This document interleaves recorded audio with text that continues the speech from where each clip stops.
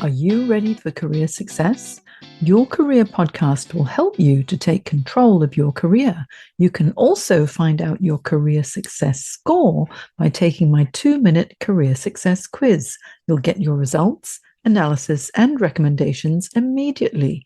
Go to janejacksoncoach.com/career success quiz. The link is in my show notes. Now, on with the show.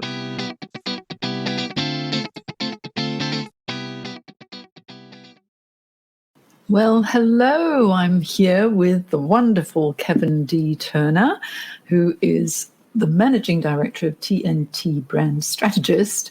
And I'd love to say hello, Kevin. Jane, hello. It's been a long time. It feels like, right? LinkedIn time, long LinkedIn time. Absolutely. And remember back in episode 216 of Your Career Podcast, that's when I first interviewed you, when I first met you, and we were sharing your fascinating career journey. So if anyone wants to find out all about how Kevin became the TNT brand strategist and all-round LinkedIn guru, then let me just give you this link where you can check out episode 216 of Your Career Podcast. Now, today's all about the amazing LinkedIn features for job seekers. And there are so many new features that job seekers can use that will really help to enhance their career. But also there are many older features that are so little known that many people don't know about them. And Kevin and I are going to talk about those today. And before I kick us off, Kevin, is there anything you would like to say before we begin? Just that I'm really excited to be here. I love sharing features from LinkedIn. There's so much going on here. And I look at that. We've both been on here a long time. I've been on since 2005. I wouldn't want to be jumping into LinkedIn right now and trying to figure it out because they've been rolling out hundreds of new LinkedIn features a year the last couple of years. It's amazing. So hopefully we can help and, bring people into the fold on what's really important and what's not, what's really going to help them get their job done. So that's always exciting to me. I'm excited too. And, I also joined LinkedIn in 2005. I can't believe it's been so many years. Gosh, 18 years on LinkedIn. It's like it's been a blink of an eye, hasn't it? But it seems so May simple. They do their 20th anniversary. Yeah. Isn't that incredible? Yeah, I know. And, it seems so simple in the old days, but people used to think of it really as a resume depository, which it is not, because it's a professional networking platform. And over the years, now that we've got over 800 million members globally, it's just such a good place to be if you want to build your brand, if you want to look for a job, if you want to build your business as well, or just keep in touch with colleagues and former colleagues, and also discover interesting people on this platform that you can connect with, such as I found Kevin on LinkedIn because I was following him for a while, just to let you all know. And I was thinking, gosh, he's such an interesting man, so knowledgeable. I need to reach out. And here we are many years later, still in touch and sharing ideas and collaborating. So I'm really pleased that we're connected, Kevin. And so should we launch into the fascinating features for job seekers now? Absolutely. Okay, wonderful. Now, while we're speaking, if you're watching wherever you're watching from, and if you want to say hello, whether you're watching the replay or you're watching us live, feel free to pop in the comments, where you're from, and if you've got any specific LinkedIn questions for Kevin or for myself, and we'd love to be able to assist you once we've finished talking about all these amazing features. So how about, just to kick us off, I have 4 favorite features that I love to tell my clients about when it comes to looking for a job. And most people don't even use them. So I don't know if they're the same favorite features that you've got, Kevin, but these are the ones that I really love. One is, and it's been around for quite a long time, the voice pronunciation feature. 10 seconds of your voice so that people can actually pronounce your name correctly. But you know what I did, and you've done it too, Kevin, is I thought, well, to say Jane Jackson is so quick, it only takes a second. I've got 9 more seconds. And so I decided to use it for a little bit of branding. So if you have a look on my profile and you click the sound icon, you'll hear what I have to say. And if you like my voice, then listen. If you don't like my voice, then don't bother. Okay. What do you think of the voice pronunciation feature, Kevin? I find it an extremely useful tool, not only for ourselves in our presentation, but when you're reaching out to people. There's nothing more embarrassing than talking to someone and calling them the wrong name, right? And we're in a global world. Some of these names we're not familiar with. Accents we may not be familiar with. I didn't realize in Australia I'm actually Kevin most of the time. Kevin? Oh, I've never called you Kevin. But that's a big piece of it. So I love pronunciation. Anytime I see it on somebody's profile, it's one of the first things I click because I want to hear what they sound like. I want to hear their voice, and that gives connectivity really quick. But that's a big piece of it. So I love. Well, hold on. I have a little sound coming from my phone, which I need to stop. Yeah, so the LinkedIn voice pronunciation feature, if you're a job seeker and you want to brand yourself, definitely record your voice. You need to use your phone in order to do it. So do the editing on the phone and add a little bit of depth to your profile. Yeah. The other one that I really like, and I know you love, Kevin, and you use it so well, is the profile video, because LinkedIn give you the 30 seconds. And during those 30 seconds, you can record yourself. Again, use your phone to do it and upload it via your phone. But in 30 seconds, you can say so much about yourself, your area of expertise, what really drives you, and really let your personality come through. Have you found it quite easy to upload your profile video and talk about what you do? Well, it's funny. I got to cheat on mine a little bit. And that was, I did a podcast with Jillian Whitney. And she grabbed a segment out of the podcast and said, I made you a profile video. I got rid of the one I had because she is so good at video, right? And it's fantastic, and I've kept it. But I love profile videos for the same reason I love pronunciation. It gives you an opportunity to go from this flat picture, right, and all this text into really feeling like you're communicating with an individual. You're getting to know them. And so a lot of opportunity there. And what people don't realize is you don't have to produce a video. If you've been in conversations like this, there's probably a clip that you can grab and create your profile video with. Now, the other thing I love about profile video, anytime somebody does a search for somebody, right? They're looking for somebody with these skills and they're looking for someone to fill this particular position. When those results come up, the ones with profile videos have that little purple glow around them. It's pretty attractive, right? So they're the ones that usually will get clicked, and they'll go to those profiles first because that's attractive. It's a different look to all the other results. And so I think that helps. And then anytime, recruiters trying to figure out, are you a connection? That's a big plus.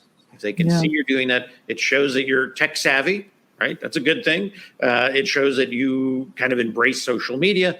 And again, it shows your personality. And one of the things I love about it is people talk about ageism, right? I'm a little older. Well, if in my still picture, I might look a lot older, right? But in my video, they're going to be going, this guy doesn't have energy problems. And he loves technology. Those are the two things they always say about old people. We have no energy and we don't know anything about technology. You could overcome that in one quick little video.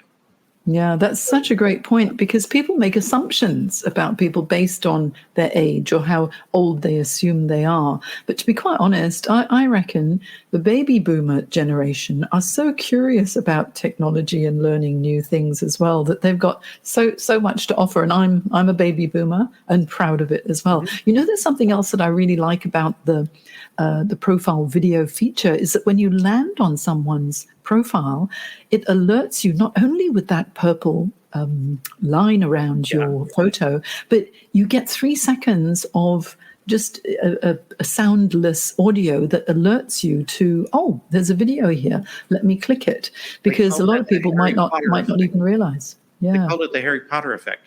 Yeah. The It's person good, who was isn't it? behind that actually saw the Harry Potter movie where they walked past the Mhm. pictures and people would Yeah. move in the pictures. Yeah. And they thought that's a way to catch someone's attention. And Yeah. that was actually That's what they clever. called the term. Yeah. The Harry Potter effect. I Yeah. didn't know. I'm gonna use that, Kevin. I'm taking that from you. It's memorable, right? And it tells you who's coding this stuff. Yeah, They're yeah, still no, watching it's Harry it's Potter. really clever.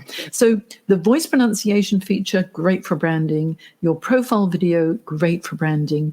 Another feature that is my very, very favorite, that's been around actually for quite a number of years, is the job interview prep feature, which you can access if you click on jobs, the jobs tab, and look over on the left. Then it says job interview prep. And now with this AI that everyone is embracing, well, most people are embracing if they're not afraid of it, it actually is such a great way to practice your interview technique, have yourself recorded directly on the LinkedIn platform, and then you get instant AI feedback on how fast you're talking, whether you're modulating your tone, whether you've used any rude words or not, Yeah. things like that.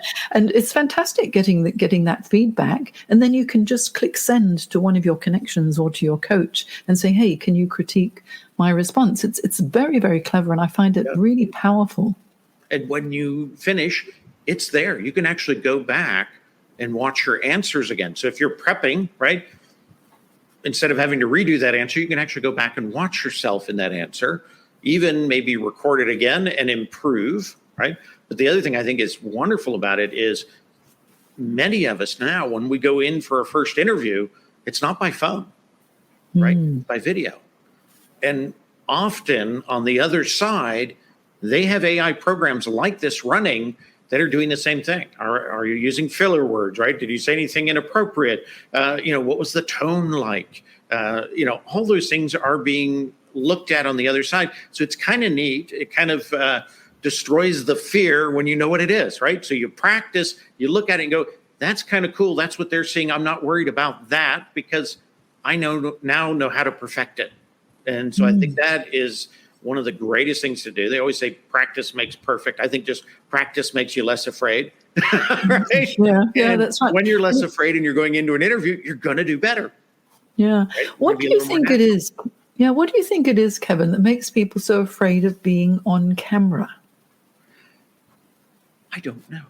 I personally not had the issue. I probably have the other issue. I have to be on camera. No, just kidding. I can understand it, and it is because we don't really like to see ourselves. In that sense, we don't like to hear ourselves. We're like, does my voice really sound like that?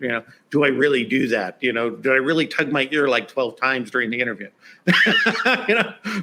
We get real critical of ourselves, and I think that's why we don't want to do video. But again, the more we do it, the more comfortable we become with it, the more natural we become. And that has a huge impact on the other side when they're looking at you and they're going, wow, very comfortable, very at home with us, would definitely fit into our culture. Those are the kind of things that come across when you do practice. You know what's interesting? I'll just tell you a very quick story that I thought was quite interesting. In the early 2000s, when I first started coaching, and I've been coaching for 22 years now, I had in the office set up a camera, an actual video camera, and I would do interview practice with my clients. And I had this one client who was such a lovely lady, but every time I clicked record, when she would respond, and she was Australian and I was in Sydney at the time, she would suddenly start to speak with the Queen's English, and she'd become very, very posh and a little bit poncy. And I'm saying, what are you doing? What are you doing? And she goes, what do you mean? I said, your accent has changed and you've become a little bit pretentious sounding. She goes, no, I haven't. And I played it back to her. She goes, oh my goodness, I sound like the Queen. This is amazing. I said, well, I think you need to stop it. So being on video helps you to critique yourself too. So it's quite interesting. And you wouldn't notice that if you hadn't shared, right? And that's that nice thing about shooting those videos and being able to share them through LinkedIn. And you can share them with your most critical friends or coaches or whatever it is. And they might give you that same feedback. Yeah. That doesn't sound like you naturally, right? Yeah, when we get nervous, we don't realize that our communication Oh, yeah. style sometimes changes. Okay, so now the fourth of my favorite features is the one where you can go to a company business page and alert them that you are interested in working there, even if they don't have an advertised role that's suitable for you. Now, I didn't have this. Kevin, you got this last month, didn't you? And I was waiting and waiting and waiting, and I didn't have it for a long time. But as we were speaking before we started recording, you said, go to the About section of the company page, click it, and lo and behold, I do have it. So you can go to the company page, let them know I'm interested. And if you can't find it or you think you don't have it, Kevin's little tip of clicking the About section, I didn't even know about that, Kevin. So thank you so much. Tell me more about this I'm interested feature. I think it's incredible, because if you've created that target list of companies you want to work for, and you should have that, right? You should know who that is, what cultures are going to fit, what industries are you comfortable with, who's in your market, right? You should have already built that list, but sometimes you build the list and there's no opportunity. Well, this is that chance to get in front of the recruiters, of the decision makers, and let them know when you're working on that next position, right? I'm interested. And I think that is incredible. And now there's one step that is very similar that has come up, and that is when you apply on LinkedIn. Let's say you have a kind of a basic profile, or you've removed your proof metrics, right? Because you're worried your company says, well, you can't talk about how many you sold, or you can't talk about what kind of savings you created for us. Well, that's your good stuff, right? That's always going to be in that resume. That's a controlled document, right? It doesn't sit on the public eye, so it can't cause the company any trouble.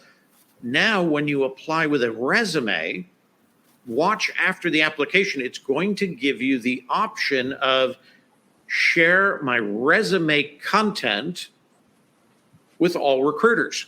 So every recruiter on LinkedIn can then see your resume content, but it won't be posted anywhere on LinkedIn for the public. So you can get those proof metrics in. You can have that recruiter from that I'm interested, right? Because you applied with a resume that now has some more detail to it. They're going to look at that. They're going to see that resume. They're going to say, got all the right proof in there. They went above and beyond, what their job required. That's kind of a nice little dovetail into those two pieces. And you don't really think about a lot of things that are designed on LinkedIn are designed to kind of fit together and to build the database so that you can be found more easy. And so those two features actually kind of connect in that process. Wow, I had no idea about that. So when a job seeker applies to a company and they've uploaded the resume, they have the option to let all other recruiters share with all recruiters. So wow, and that happens automatically. That happens automatically. It will give them the option automatically, but you have to check it, right?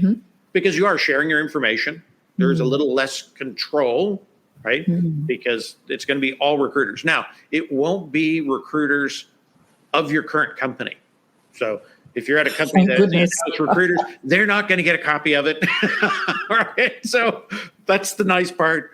LinkedIn does its best to make sure that your company's recruiters don't get access to this kind of information. Even if you put that, open to work banner and those kind of things, and you put recruiter only, it doesn't go to your company recruiters. So they're trying to protect you as well as make things very good for their recruiters. And that's one of their biggest customers on LinkedIn.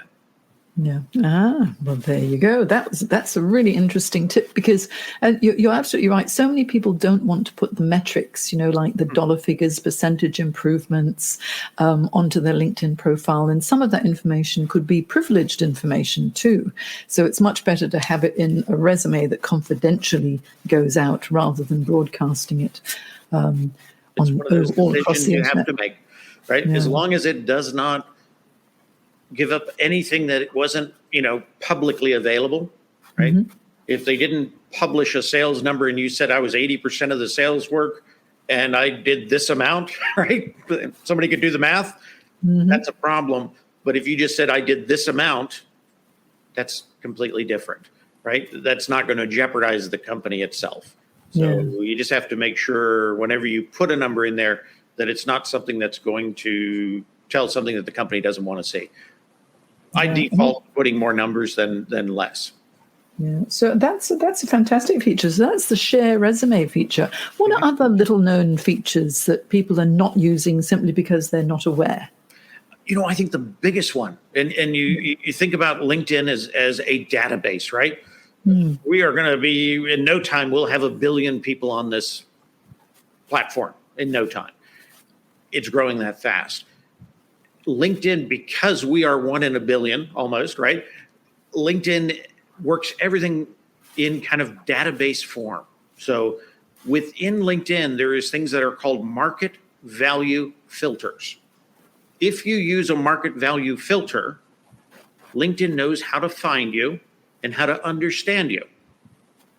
You think about it, if you're running the Library of Congress, right, with what, 450 million books or whatever it is, and you're using the Dewey Decimal System, if you allowed anybody to make whatever number up they wanted to and put it in the library, you'd never find the book again. That's what's happening when we avoid these market value filters. Now, market value filters appear anywhere on LinkedIn when you're typing and you notice a drop-down box appear. What is in the drop-down box is the market value filter. One of the easiest ones to think about is title. We learned this many years ago. I did the transition to a large internet search company. The head of their HR department couldn't figure out why nobody could find them on LinkedIn. And it was because their title was Cloud9 Navigator. Internet company. Makes sense, right? Everybody knows what a Cloud9 Navigator is. Well, it's actually a chief human resource officer. We changed that to that market value title, which was in the drop-down box. Cloud9 Navigator was not. They were picked up off LinkedIn within 2 weeks to their dream opportunity. So other areas that their market value titles, industry, location, right? Skills. Don't make up your own skill. Use the skill that pops up into the drop-down box. You could write P and A, but they want P with the sign and in an A, right? So use what they're using if you want to be found.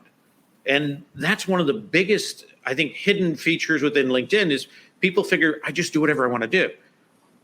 Almost 85% of the time, when I look at somebody's profile and I'm in a review, one of these market value titles that blow them up the most, if they have a college degree or if they have certification, they didn't take it from the drop-down box, right? So maybe they put, at their college degree, they put BA or they put bachelor's. That's not a degree. You have to go in and you select the one that drops down. It would be like Bachelor of Arts - BA. That's what LinkedIn and the university agreed that they issued. If you're not picking it, you're gray data, right? And therefore you spend all that time and money developing that education, but you're not getting credit for it. Same thing with certificates. If you don't use the market value filter, you're not going to get credit for the certificate. So to me, that's about that hidden feature of respecting LinkedIn as a database.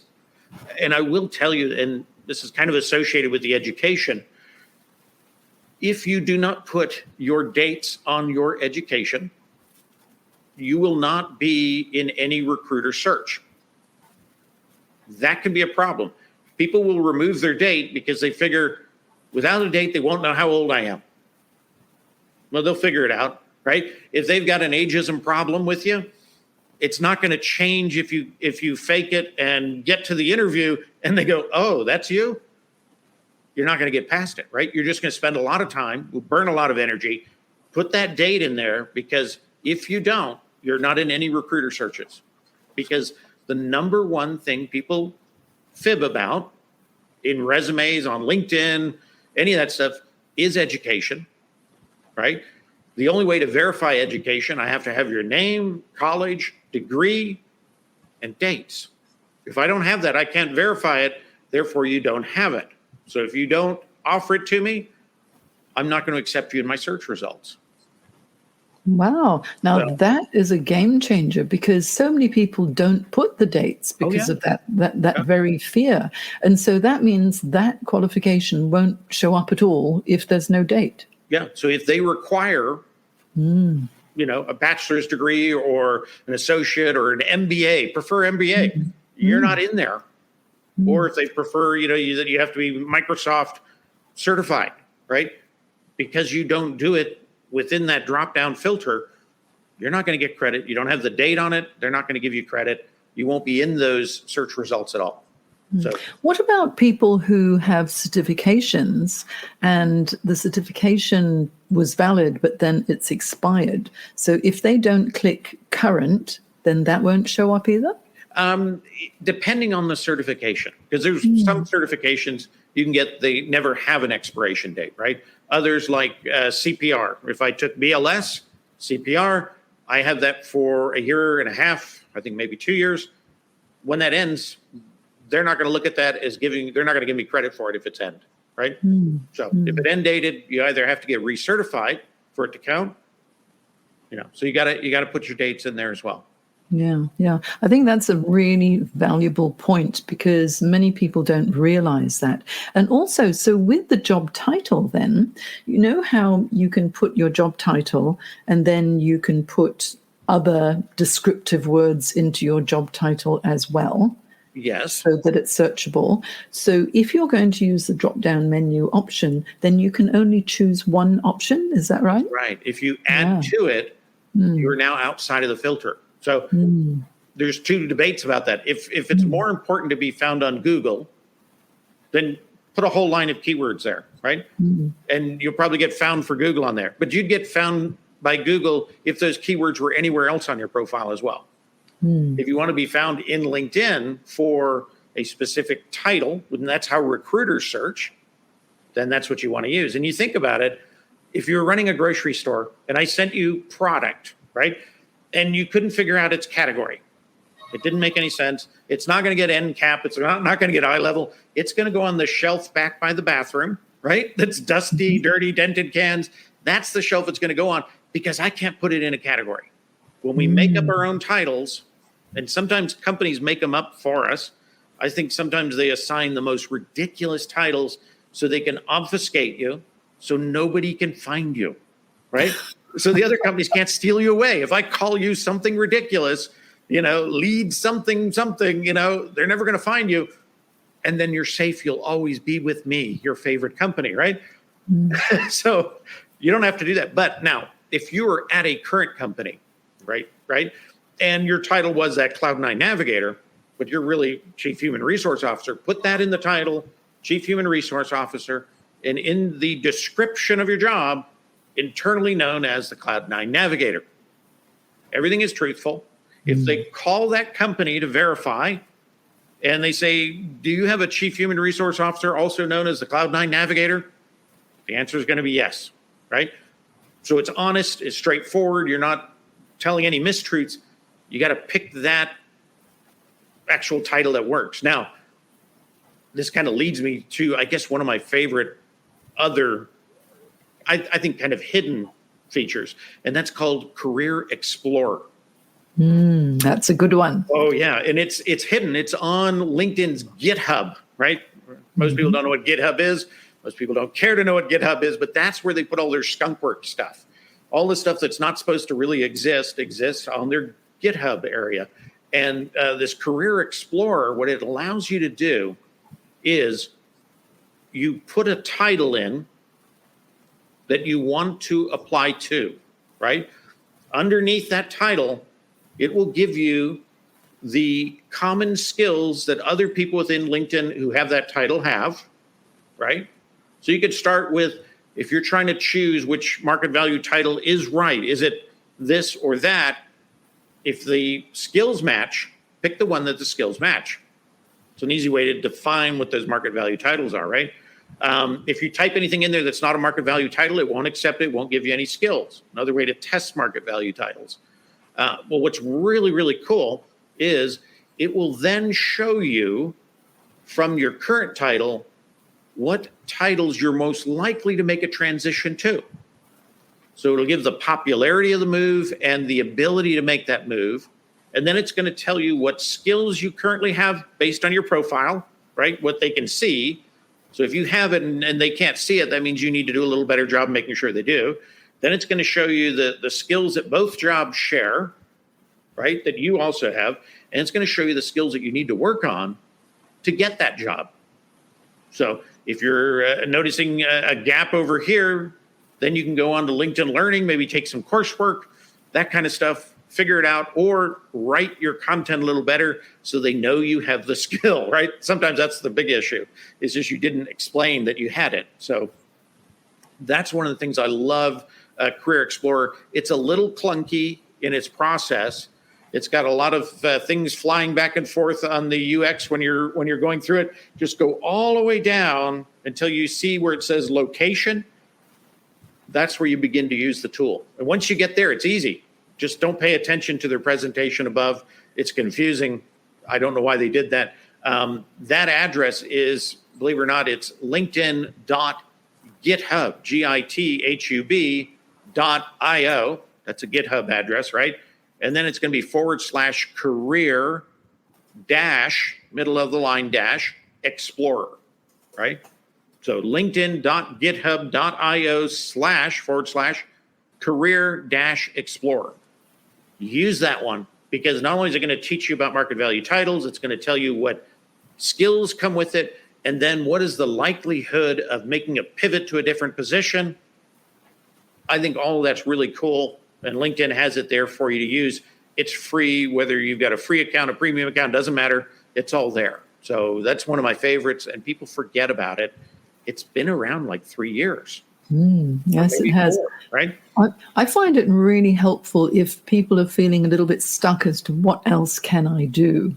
And then when you go through it, it gives you ideas on, oh, okay, well, I hadn't thought about that. Why don't I have a look and see what skills I might have missing?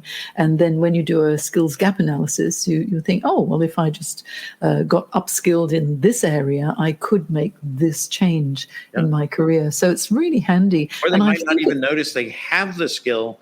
Yeah. Put it on the profile, right?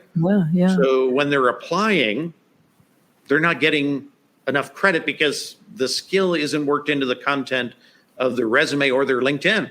And so the person on the other side is assuming they don't have it. They just didn't do their content right. They didn't get their brand right.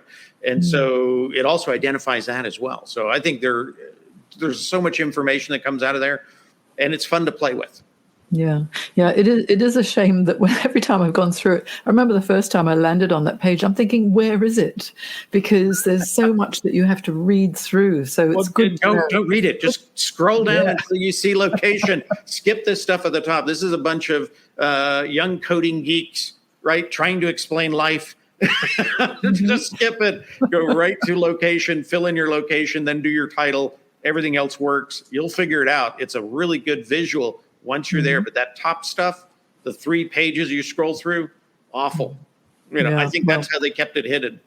Well, I think now that you know, everybody who's listening, the Career Explorer, that's well worthwhile. Okay, what else, Kevin? We're on a good roll here with all the features, and they're all so handy. I love about this. If you think about, companies are pushing for hiring for skill, right? Yeah. And those skills that we all put at the bottom of our profile that everybody thought, oh, those are silly, right? LinkedIn has done a couple of things with skills. First of all, they're using that market value process, right? As you type in the skill, take the drop-down box. That's going to get you better to where you need to be. The other thing is people can endorse your skill, because if I say I've got, JavaScript, that's just me saying I got JavaScript. If you say I have it and a couple other people say I have it, that's a bigger group saying I have it, right? Then if people who are highly skilled at it say I have it, that's a multiplier, right? Yes. So when somebody on the recruiter side types in JavaScript, if I've got these things stacked up and I've got a score of like 150 and you've got a score of 12, they're going to see me at the top of the list, right? So get endorsements, especially by people who are highly skilled, pick the right skills. That's a big chunk of it. And they took it one step further last year they added in skills assign, right? And that is where you can go into each position and you can assign skills. Now, they suggested only do 5. Well, we're allowed to have 50 skills. Guess how many most people have assigned to each position? All 50. LinkedIn gave up because they really wanted us just to pick 5. They gave up, and then they found a new use for that information. And that is, each job has a time frame, right? 3 years here, 5 years there, 2 years here. Well, if each one of those I had JavaScript assigned to it, I now have 9 years of JavaScript. That's a big piece of data for LinkedIn. So they said, you know what? Okay, we'll accept that now. We'll let you put whatever you want in there because now we're going to figure out years of experience. And you can see that on the recruiter screen. And then they said, but we still want your top 5. And so they just added last week top skills. And that is if you go into your about section and you go down towards the bottom of the about section, if you see a bunch of skills pop up, those are going to be your top skills. You can pick 5. You can pick the ones either that LinkedIn says you have, right? That there's usually pretty good suggestions, right? Because they know that that's what also recruiters are looking for. So if those work for you, take them. If not, don't take that one and then just type it in the box. Take the drop down, the market value filter, and then set your 5 in motion. That's really big. So LinkedIn made a mistake, corrected it, turned it into gold like they normally do. So I love that. And that's top skills now. Yeah. You know what's interesting is when you go down someone's profile and you go to the skills section, then individuals are able to change the order in which people see those skills, and they only see the top 3 initially. But by default, it's whoever's endorsed you the most for a certain skill. The ones with the most endorsements automatically get popped up to the top. But the one that you're endorsed for the most might not be the skill that you want people to see first. So you can change the order. Is that how it works under the experience section too now? No, they put the order. So once you pick it, they will then put it in the order that they want to see it. I don't know why. I haven't been able to make sense of why it's that way. It's not alphabetical or anything like that, but they pick the order. It's maybe their interpretation of importance, right? But they pick that order. You can't change it. You can take one out, put it back in. It'll go right back to where it was. So they're picking the order. The one thing about the top 3 that I always tell people to do is rotate them, right? Because people visiting will give you your top 3. They might come back the next time and say, oh, I already gave you 3. But if you have 3 new ones, then you move the other ones back down, right? You move the ones you want to have more endorsements on, you move those in. So rotate that so you get more on all of your skills. And the other thing is, if you know 50, 100 people really well on LinkedIn, have a skills party, right? Send them an email. I'm going to give you every skill that you have posted that I know you have, right? If you have Cobalt, and I've never coded in Cobalt, I'm not going to select that because it makes me look like a dummy, right? So I'm not going to give you that, but I'm going to give you every one that I know you have. And I'm going to invite you to come back to my profile and give me everyone you know I have, right? It might not be even, but normally it usually is. The other thing is, if you're trying to get endorsements up on a particular skill, maybe it's leadership. I just added that in. I got to get those scores up, right? If you go out and give leadership to people you know who have it, usually about 85% of them will come back and give it to you. Reciprocity, right? Tap into it. People who never give endorsements will give an endorsement when they find out you went to their profile and gave them one. They're like, oh yeah, I remember that. I'm going to go back and I'm going to give Jane leadership, right? And that really works out really well because you are ranked by those skills. You're ranked by the years you have it now. You're ranked by those top 5, and you're ranked by the endorsements because, again, it's just me saying I have it. Now they have a way to rank it. So when they present it to a recruiter, they can say, this person's up here, this person's here, this person's here. They have a way to kind of give it a rank, give it a score so it makes sense on the other side. But you know what? The people who don't know about this, and they don't do anything about it, they're going to be at a disadvantage, even if they're highly skilled. So it doesn't feel fair. It's those who really know how to use LinkedIn will get an advantage. Know if it's fair or not. If they're here watching this, they're smart. Yeah. That's not always fair, right? They're being smart. You can't say they're being fair. They didn't tell everybody else to come to this and listen, right? I always liken a job search like being chased, you and your friend being chased by a bear, right? You don't have to run faster than the bear. You just have to run faster than your friend, right? That's what this is about, is getting every advantage you can so that you can get farther forward. And if you can share that with people, that's a great thing to do, because givers always get, right? If you help others, it will help you in the long run. So definitely share the info. But again, you're in a race, not against the bear. It's against everybody else in that race. You want to have every advantage you can have. So I don't think it's unfair, because if you're here getting the information and then you're going and putting it into action, that's extremely fair. And actually, what it is if you're on LinkedIn, you want to be able to present your best self.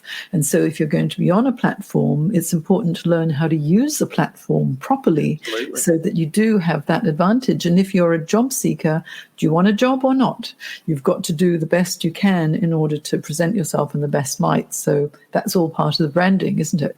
Absolutely. It's kind of like going to an interview without preparing. Yeah. It's not fair. Right? Because somebody else was smart enough to prepare, right? This is being prepared. So I love it.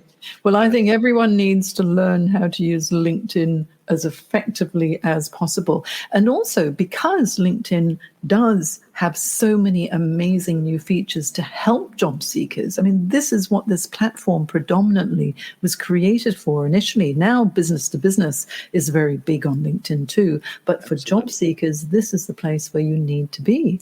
And so with so many features that are embedded within LinkedIn that people don't know, it's so helpful to have you, Kevin D. Turner, okay, LinkedIn guru, to explain them all for us. So tell us some more, Kevin. What else are your favorites? There's another one that has just recently appeared. And, AI is big.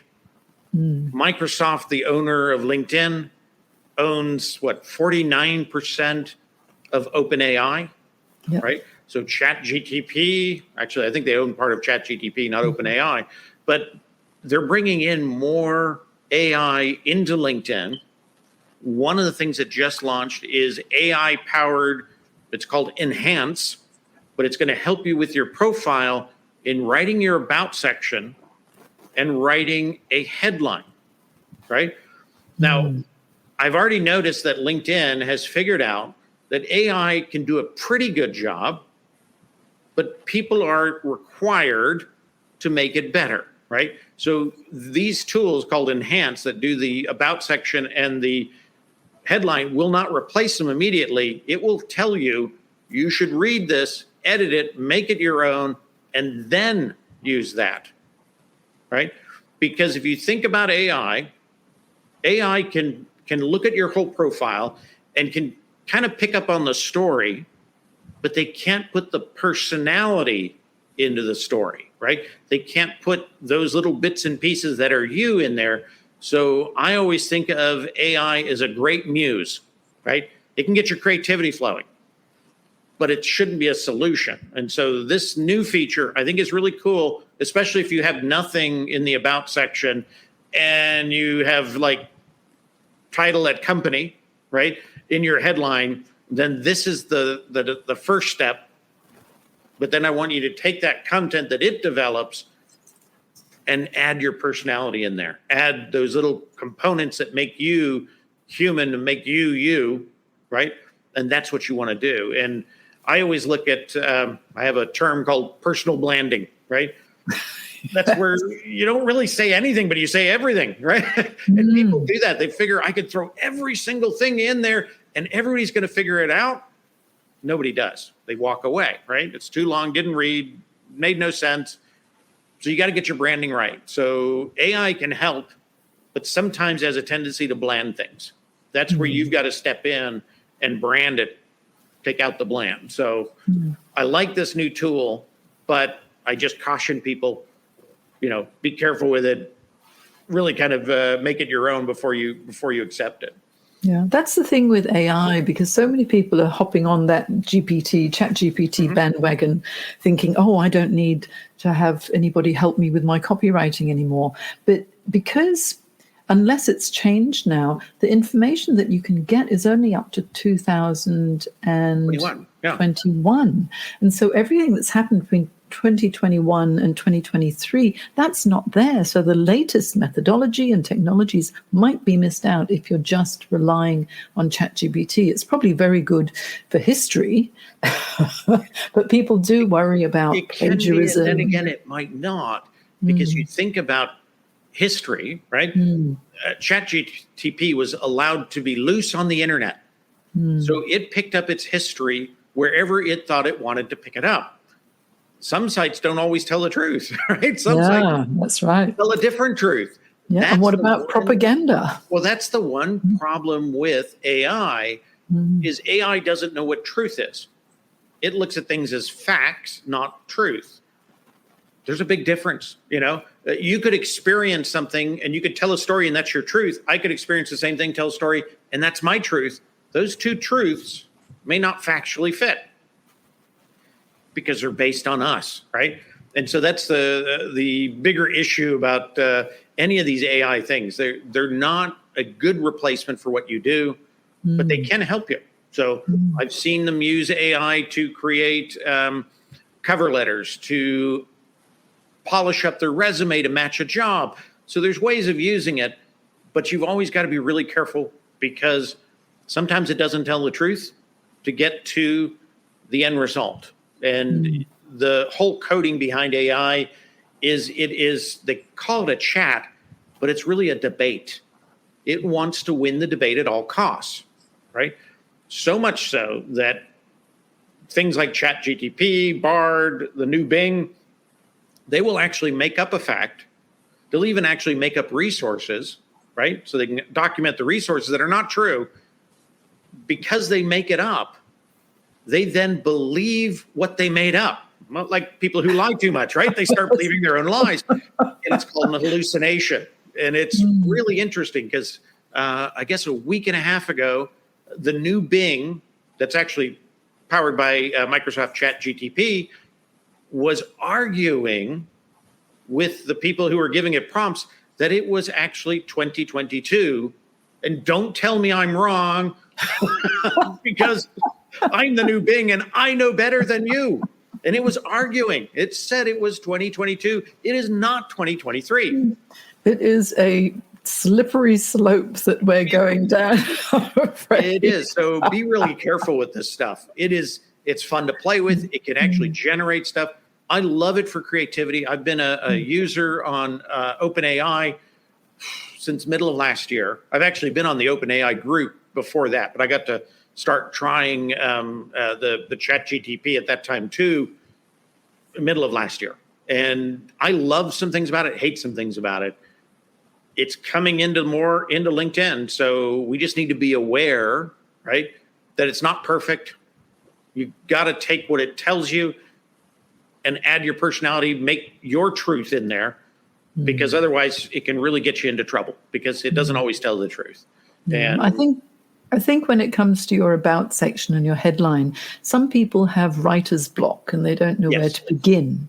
And so this feature could help you, but as soon as you see it there, don't take it as the end result, because you need to inject your own personality and what you truly believe in there as well. The other thing I find interesting is it only generates 5 lines for the about section. We have 2,600 characters. Yeah. There's a lot of story we can tell in there, right? And sometimes the stories are what makes everything tie together, what makes you interesting, makes me want to know you, makes me want to hire you, those kind of things. You're not going to get it done in a small paragraph.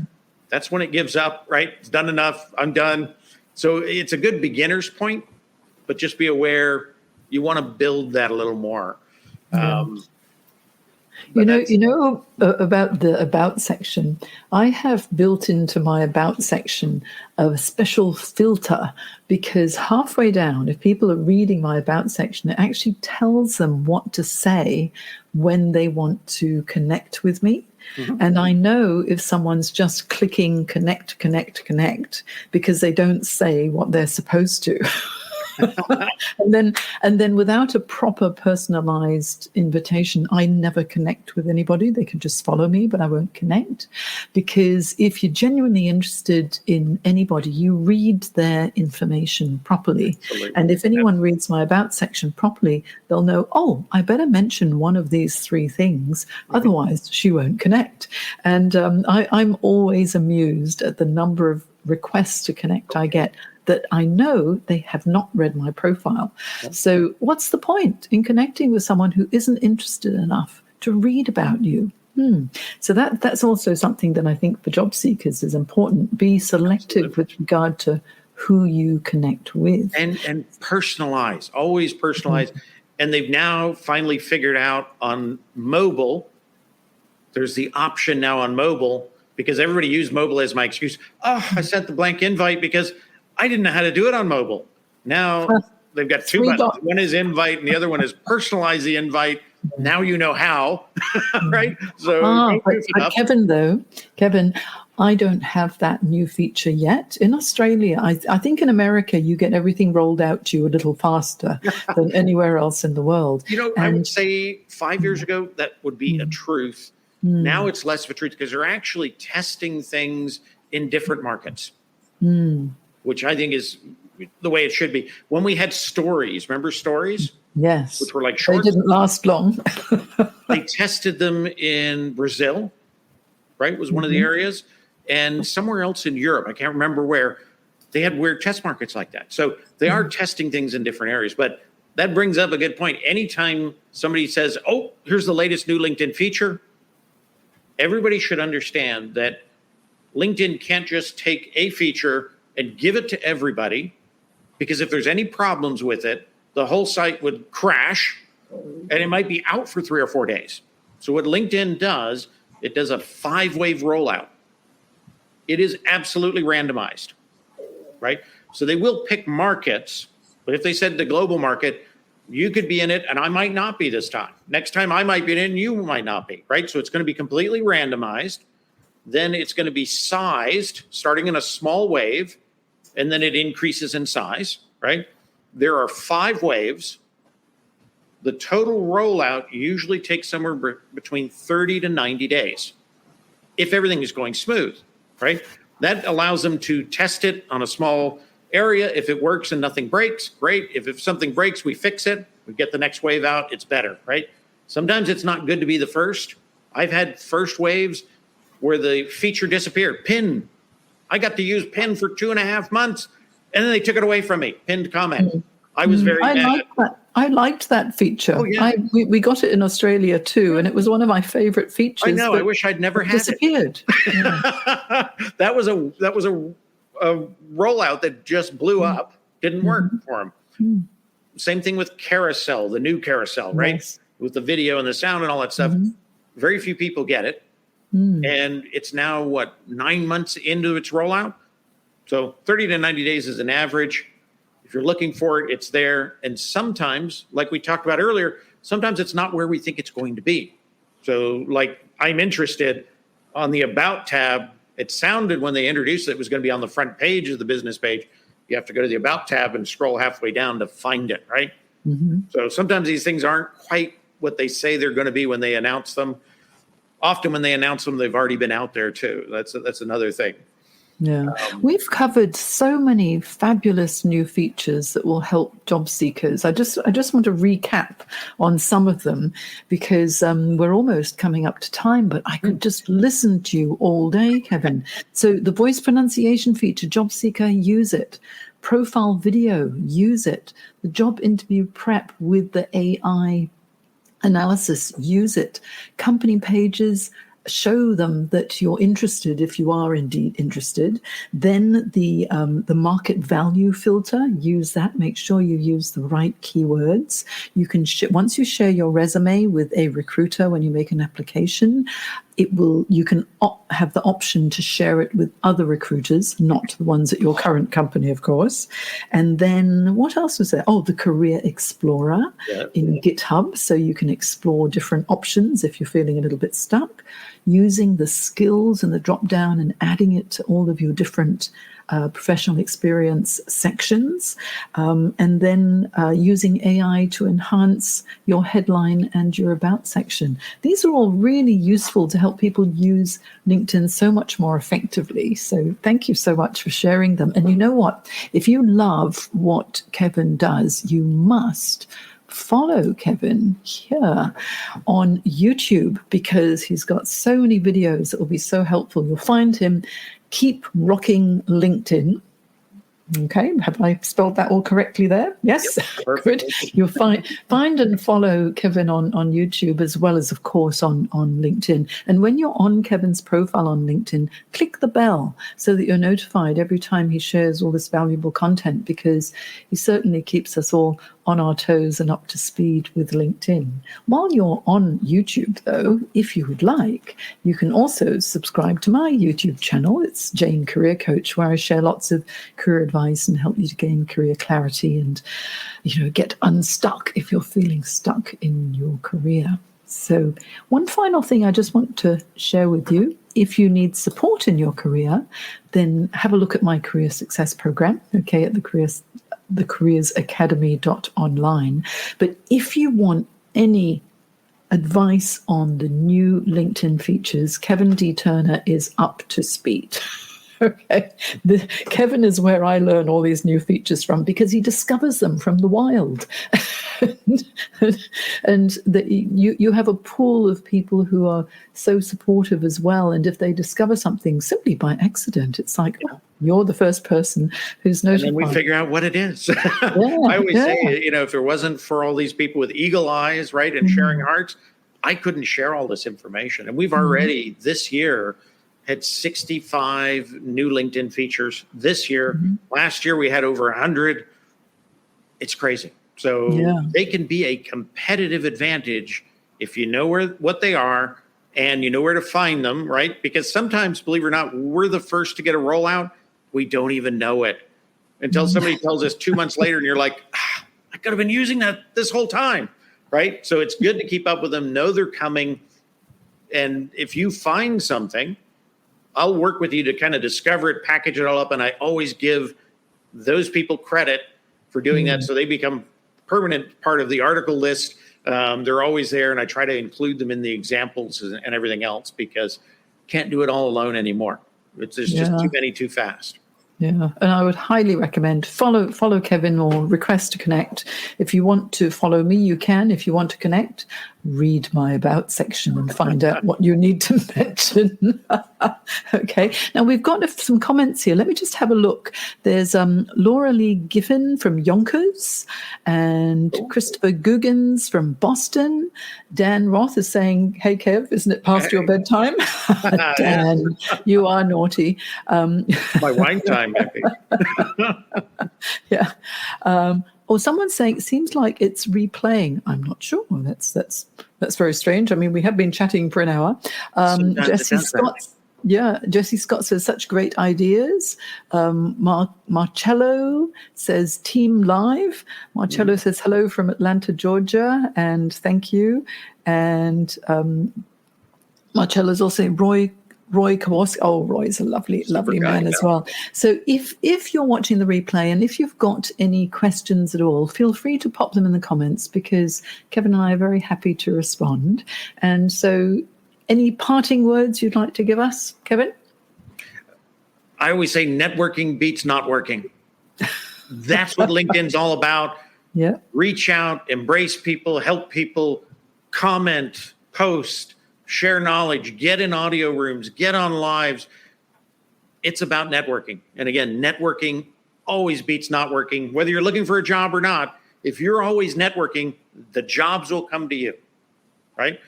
Absolutely right. The one thing I hope everybody learns in life, especially here on LinkedIn. Yeah, it's fantastic. And I'm so fortunate to meet people like you, thanks to LinkedIn as well. So thank you so much for coming on to Your Career Podcast and this LinkedIn Live, Kevin. And you'll be able to listen to this very soon on iTunes, Spotify. You can see it on YouTube already if you want to watch the replay there, or on LinkedIn. And anywhere where you listen to your favorite podcasts, you will find us. So enjoy Your Career Podcast. And Kevin D. Turner, TNT brand specialist, strategist, thank you so much for your time. And I'm going to be ending the broadcast now. Thank you, Jane.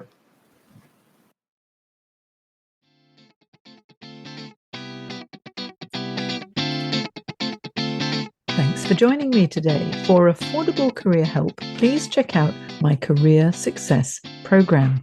I provide a unique blend of online and live career coaching to help you take control of every aspect of your career or career change. If you aren't where you want to be in your career, let's talk. Check it out at thecareersacademy.online. The links are in my show notes.